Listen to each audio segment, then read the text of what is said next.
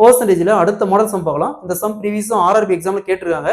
இந்த கொஸ்டின் பார்க்க தான் ரொம்ப பெரிய கொஸ்டின் மாதிரி தெரியுது. பட் கொஸ்டின் நீங்க அண்டர்ஸ்டாண்ட் பண்ணிக்கலாம். பார்த்தோன்னே வித்தின் 10 செகண்ட்ஸ்ல இந்த கொஸ்டின் சால்வ் பண்ணிடலாம்.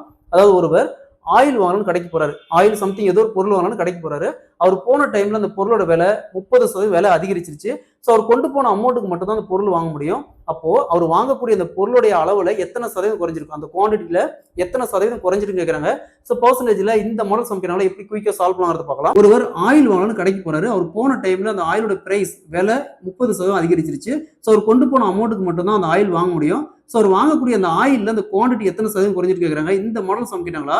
ஸோ எத்தனை சதவீதம் சொல்லிருக்காங்க? 30%. அப்ப 30 × 100 வகுத்தல் இதே 30 + 100. அது நியூமரேட்டர்ல 30 × 100. இங்க என்ன கொடுக்குறாங்களோ அந்த வேல்யூ × 100 காமனா 100. அதே மாதிரி டினாமினேட்டர்ல இங்க என்ன வேல்யூ கொடுக்குறாங்க, எத்தனை பெர்சன்டேஜ் கொடுக்குறாங்க அத்தனை பெர்சன்டேஜ் + 100 ஈக்குவல் டு 30 × 100 வகுத்தல் 100 + 30 130. 0 0 அப்படியே கேன்சல் ஆயிரும். என்ன இருக்கும்? 300 வகுத்தல் 13. ஸோ அப்படியே கேன்சல் பண்ணுமா? 2 26 மீதி 4 இருக்கும், 40 இருக்கும். 3 39. ஸோ மீதி பார்த்தோம்னா 1 வகுத்தல் 13%. ஸோ அப்போ அவர் வாங்கக்கூடிய அந்த பொருளுடைய அளவுல 23 1/13% குறைஞ்சிருக்கும். Option C is the correct answer.